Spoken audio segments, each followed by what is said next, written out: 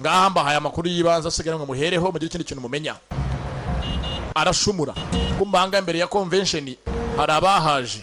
How you doing? Amakuru mwana. Natambuka imbere ya University ya Kigali. Ndakubona. Link imeze bite?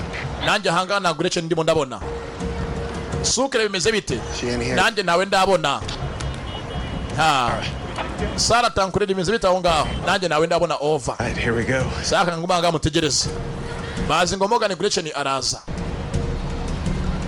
Bamuhere bashaka ahantu Don Self ye aherereye. Nibazi ko tuvugira ngaha. Morgan Gretchen mu rugo iwe. Niho hari ikibazo. That's far enough. That's far enough.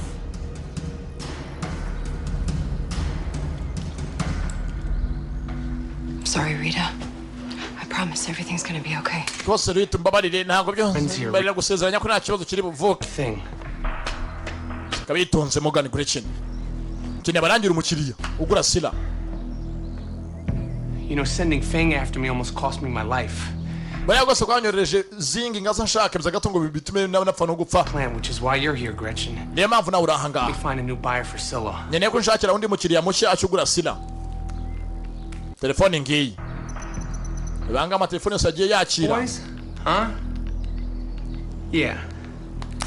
How are they? Sasa anga abanya telefone yose yakiriye, amatelefone yakiriye ya Microsoft Rudi. And where are they? Bari hehe kwa gwamagaye. Gee, Don, I don't know. I'm not their mother. Ntabwo nzi rwose ntabwo ndi nyina ntabwo nzi bari hehe ba Microsoft Rudi. You're not their mother, but ntabwo uri nyina gusa mwavuganye.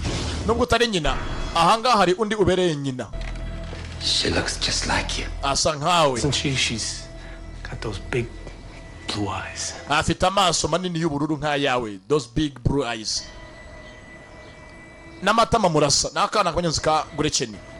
I'm supposed to meet them in half an hour. Nare buhure nabo mu gace gato kari buze 30. Get ready to phone in a tip to Homeland. Ngaho hamagara muri Homeland batahariza amakuru ko Microsoft na bagenzi be bari imbere ya convention sha. Nabo barabashumurije karabaye.